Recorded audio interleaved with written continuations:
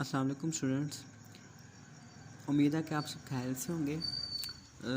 10th class का chapter number 1 है computer science का प्रॉब्लम सॉल्विंग, कि हमने अपनी प्रॉब्लम को किस तरह सॉल्व करना है। तो ये चैप्टर हमने अकॉर्डिंग टू स्मार्ट सिलेबस पढ़ना है। तो सबसे पहले तो हम ये पहचान लेते हैं कि प्रॉब्लम किसे कहते हैं। प्रॉब्लम जो भी मसले मसाइल होते हैं हमारी रोज़मर्रा ज़िंदगी में से प्रॉब्लम कहते हैं। जैसे कि मैंने फॉर एग्ज़ाम्पल अपने ऑफिस में जाना है, जॉब पर जाना है, तो उसके लिए क्या होगा, सबसे पहले मुझे घर से निकलना होगा, रोड क्रॉस करना होगा, पैदल चल कर मुझे ऑफिस जाना होगा, या मुझे बाइक पर जाना होगा या रिक्शे पर जाना होगा। ये मेरी प्रॉब्लम है, इसके लिए कुछ स्टेप्स हैं जिसको मैंने फॉलो करना पड़ेगा।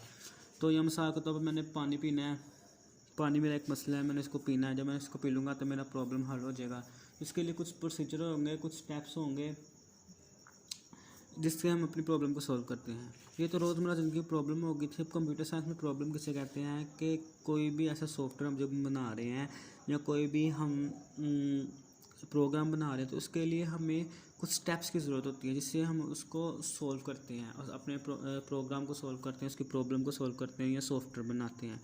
ठीक है। बिल गेट्स कहते हैं कि जो कंप्यूटर साइंस की फील्ड से रिलेटेड स्टूडेंट्स होते हैं या जो लेक्चरर होते हैं या जो कंप्यूटर की कोडिंग वगैरह करते हैं, वो रोज़मर्रा ज़िंदगी की प्रॉब्लम्स को अच्छी तरीके से सॉल्व कर लेते हैं, क्योंकि उन्होंने सारा दिन कंप्यूटर्स की प्रॉब्लम को सॉल्व करना होता है।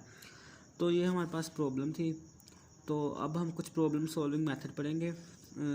वैसे वो तो कुछ हैं जो स्मार्ट सिलेबस में हैं, लेकिन कुछ नहीं है। लेकिन हम सबके बारे में ओवरव्यू कर लेते हैं कि वो कौन कौन से हैं। तो चलिए जी, मैं आपको दिखा देता हूँ कि सबसे पहले जी देखें जी, प्रॉब्लम सॉल्विंग मेथड का आपको पता चल गया कि प्रोग्राम किसे कहते हैं, प्रॉब्लम किस तरह हमने सॉल्व करनी है। तो ये कुछ स्टेप्स हैं किसी भी प्रॉब्लम को सॉल्व करने के लिए। सबसे पहले कि प्रॉब्लम की आइडेंटिफिकेशन होनी चाहिए, कि हमें पहले प्रॉब्लम को पहचानना चाहिए कि वो प्रॉब्लम कैसी है। फॉर एग्जांपल जैसे कि मैंने पानी पीना है, तो ये मेरी प्रॉब्लम है, मैंने पानी पीना है, तो उसके लिए ये मुझे पहचानना पड़ेगा कि मैंने क्या करना है। तो यहाँ फॉर एग्जांपल कि आप लोग क्लास में मौजूद हैं, तो मैंने आप लोगों को कहा कि जी आप लोगों ने काम करना है, नोट्स बना के लाने कंप्यूटर के। तो ये आप लोगों ने स्कूल के बाद काम करना है, ये आपका होमवर्क है, ये कंप्यूटर की कॉपी पे होना चाहिए, ये कब करना है, आपने स्कूल के बाद करना है। मैंने आपको प्रॉब्लम दे दी। जब आप प्रॉब्लम को सॉल्व करेंगे, इसको वेल डिफाइंड प्रॉब्लम कहते हैं, यानी कि इसके आपको पहले से पता है कि इसको मैंने किस तरह सॉल्व करना है। सबसे पहले आप उसकी आइडेंटिफिकेशन करेंगे, ठीक है। उसके बाद स्पेसिफिक रिक्वायरमेंट्स, उसके लिए रिक्वायरमेंट्स क्या होंगी, copy, pencil, pen, book, topic का पता होना चाहिए, सारी रिक्वायरमेंट्स आ जाए। फिर आप उस प्रॉब्लम को एनालाइज करेंगे कि मैं कैसे करूँ, पहले क्वेश्चन कौन सा आएगा, फिर कौन सा आएगा, फिर उसको डिज़ाइन करेंगे, फिर उसकी कोडिंग करेंगे, टेस्ट एंड डिबग करेंगे, उस प्रोग्राम को इम्प्लीमेंट करेंगे, मेंटेन करेंगे और डॉक्यूमेंट द प्रोग्राम करेंगे। यानी कि ये जो हमारे स्टेप्स हैं, ये सारे स्टेप्स हैं एक प्रॉब्लम को सॉल्व करने के लिए। लेकिन स्मार्ट सिलेबस में कुछ स्टेप्स हैं जो हमें दिए गए हैं, उनमें पढ़ने। सबसे पहले हमारे पास है design algorithm and draw flow chart, कि सबसे पहले हमने एल्गोरिथम को डिज़ाइन करना और फ्लो चार्ट को ड्रा करना। सबसे पहले हमारे पास कौन सा है, design algorithm and draw flow chart. तो पहला लिख लेते कौन सा हमने डिस्कस करना है according to smart syllabus, design algorithm and draw flow chart.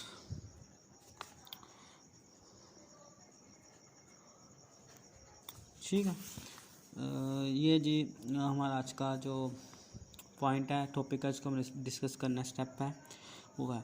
सबसे पहले हम ये सोच लेते हैं एल्गोरिथम किसे कहते हैं, finite step set of steps of problem solution. इसे हम एल्गोरिथम कहते हैं। किसे एल्गोरिथम कहते हैं, finite set of sets of problem solution, of problem solution, कि किसी भी प्रॉब्लम को सॉल्व करने के लिए उसके फाइनाइट स्टेप होंगे, यानी कि कुछ स्टेप्स होंगे जिससे हमारी प्रॉब्लम जो होगी सॉल्व हो जाएगी। यानी कि इनफिनाइट नहीं होगा कि चलते नहीं जाएंगे, कुछ फाइनाइट स्टेप्स होंगे, स्टेप्स होंगे, फाइनाइट सेट ऑफ स्टेप्स आएगा, sorry, of set of problem solution, के कुछ स्टेप होंगे जिससे हम अपनी प्रॉब्लम को सॉल्व कर सकेंगे। बेसिकली एल्गोरिथम में तीन चीज़ें ज़रूरी होती हैं। सबसे पहले जी इनपुट, फिर उसकी प्रोसेसिंग और फिर आउटपुट। अब फॉर एग्जांपल एल्गोरिथम इसे भी कहते हैं कि कोई भी प्रॉब्लम उसको आपने रिटर्न लिख देना है तो जी वो उसके एल्गोरिथम बन जाएंगे। जैसे फॉर एग्जांपल मैंने पानी पीना है तो उसके लिए क्या होगा, मैं अपनी जगह से उठूँगा, सबसे पहला स्टेप आएगा कि मैं उठ के कूलर के पास जाऊंगा, ये लिखेंगे। सेकंड मैं ग्लास पकड़ूंगा, थर्ड मैं ग्लास को फिल करूंगा, फोर्थ मैं ग्लास पानी पीऊँगा, फिफ्थ मैं ग्लास को रखूँगा, सिक्स्थ मैं वापस आ जाऊँगा। ये कुछ स्टेप्स हैं। या इस तरह होगा, मैं जाऊँगा वाटर कूलर के पास, पहला स्टेप है कि मैं गया, फिर मैंने गिलास पकड़ के पानी फिल करके पिया, सेकंड स्टेप हो गया, फिर मैंने गिलास रख के वापस आ गया, थर्ड स्टेप हो गया। तो ये कुछ फाइनाइट स्टेप्स हैं हर प्रॉब्लम के सोल्यूशन के लिए। अब एल्गोरिथम में तीन चीज़ें होती हैं, इनपुट, प्रोसेसिंग और आउटपुट। इनपुट, प्रोसेसिंग और आउटपुट ये तो कंप्यूटर साइंस की फील्ड में सबसे अहम चीज़ है कि हर चीज़ के लिए, हर प्रॉब्लम के लिए पहले इनपुट होनी चाहिए, फिर उसकी प्रोसेसिंग होती है, फिर आउटपुट होती है। इस बुक में एक एग्जांपल है केक बेक की, कि हमने किस तरह केक बनाना है। तो सबसे पहले क्या करेंगे जी, हम माइक्रोवेव ओवन का एक टेम्परेचर रख लेंगे, ठीक है। उसके बाद हम उसके जितने इंग्रेडिएंट्स होंगे, जितनी चीज़ें होंगी, उनको मिला के मिक्स करेंगे, उनको बेक करेंगे। बेक करके हम जी उनको माइक्रोवेव ओवन में बेक होने के लिए रख देंगे। बाद में कुछ देर बाद जितना टाइम लगेगा केक हो जाएगा, हम केक तैयार हो जाएगा, हम उसको कट कर देंगे। अब हमने देखना है कि उस एल्गोरिथम में ये तीनों स्टेप्स शामिल हो रहे थे। सबसे पहले क्या, इनपुट हमारे पास क्या कि जो इंग्रेडिएंट्स हैं उनको हम इकट्ठा करेंगे, उनको बेक करेंगे, ये उसकी इनपुट हो जाएगी। सबसे पहले क्या करेंगे, जो इंग्रेडिएंट्स हैं उनको इकट्ठा करेंगे, वो इनपुट है, उसको एक बोल में डालेंगे, फिर उसको मिक्सअप करेंगे, उसको बेक करेंगे, उसको बना के माइक्रोवेव ओवन में रख देंगे, टेम्परेचर भी दे देंगे। इसकी क्या हो जाएगी, बेक करना, उनको इकट्ठा करना, उनको मिक्स करना, ये उसकी प्रोसेसिंग हो जाएगी, ठीक है। थर्ड बार में इसका आउटपुट क्या होगा कि जब वो टाइम खत्म हो जाएगा, उसका केक बन के तैयार आ जाएगा, ये हमारे पास आउटपुट हो गया। तो ये तीनों चीज़ें उस एल्गोरिथम में पूरी आ रही हैं। अब एक और चीज़ होती है डिस्क चेकिंग। डिस्क चेकिंग किसे कहते हैं? डिस्क चेकिंग ऐसे अमल को कहते हैं जिसमें हम अपने एल्गोरिथम के स्टेप्स को चेक करते हैं कि कहीं ये रॉन्ग तो नहीं हो गए। यानी तो कहीं हमने पहले आउटपुट तो नहीं लिख दी, फिर हमने प्रोसेसिंग तो नहीं लिख दी, फिर हमने इनपुट तो नहीं लिख दी, यानी कि हम गलत स्टेप से तो नहीं चल रहे। यानी कि अब मैंने जो फॉर एग्जांपल पानी पीना है तो सबसे पहले मुझे कूलर के पास जाना पड़ेगा, मैंने ये स्टेप तो नहीं लिख दिया कि सबसे पहले जी मैं वहाँ पे बैठे रहूँगा, कूलर मेरे पास चल कर आएगा।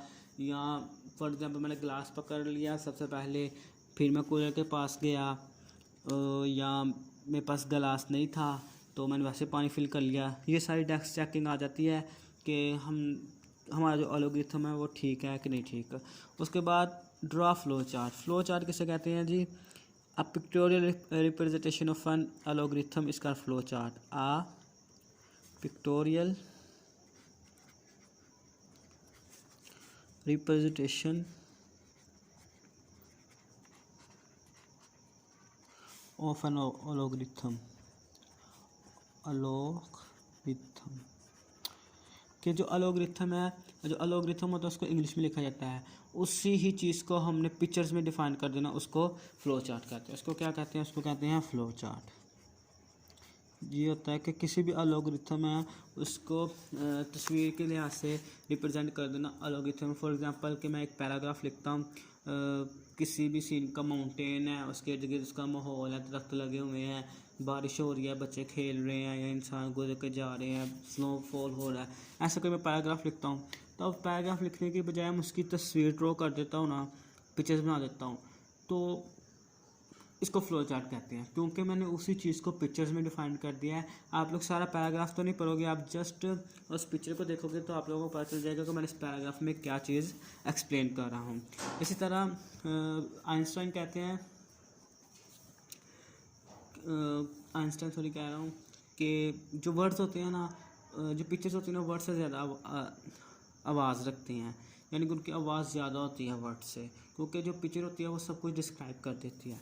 आइंस्टाइन कहते हैं कि अगर मुझे 1 घंटा मिले कि इस अर्थ का प्रॉब्लम सॉल्व करना है, तो मैं उसमें से 59 मिनट्स प्रॉब्लम को ढूंढूंगा कि वो प्रॉब्लम क्या है, और 1 मिनट लगाऊंगा उस प्रॉब्लम को सॉल्व करने के लिए। तो आज का जो हमारा टॉपिक था, जो हमने स्टेप था, वो डिज़ाइन एल्गोरिथम था और ड्राफ्ट फ्लो चार्ट था कि हम किस तरह अपने एल्गोरिथम को डिज़ाइन कर सकते हैं। उसके 3 चीज़ें, इनपुट, प्रोसेसिंग, आउटपुट, फिर उसके बाद डेस्क चेकिंग आ जाती है। उसको फ्लो चार्ट कैसे कहते हैं कि उसी ही एल्गोरिथम को हमने पिक्चर्स में डिफाइन कर देना, उसको फ्लो चार्ट कहते हैं। आगे फ्लो चार्ट को हम डिस्कस करेंगे आगे जाके, ये हमारे टॉपिक का हिस्सा है। तो आज के लिए इतने काफ़ी। खुदा हाफिज़।